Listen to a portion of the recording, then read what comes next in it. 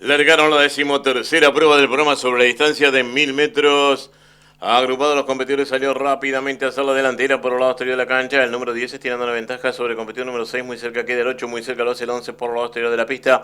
A 3 cuerpos viene avanzando el competidor número 5. Medio cuerpo este lo hace el 9. A cuerpo medio viene avanzando el 12. Por dentro lo hace el 1. Muy cerca el 4.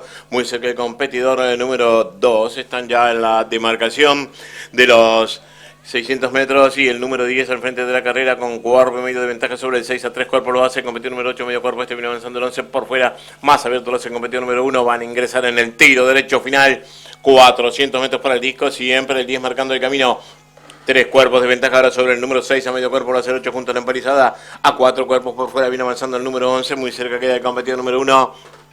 220 metros para el disco y el 10 mantiene la delantera ahora con amplia ventaja sobre el 6. A 3 cuerpos el 8, más atrás viene avanzando el 11, el 1, el 7, más atrás lo hacen el 2 y el 5. 50 metros finales, 10 amplia la ventaja sobre el 6, el 7 que entra muy fuerte por el lado exterior de la cancha, 10 ampliando la ventaja sobre el competidor número 7, por dentro lo hace el número 6 y cruzaron el disco.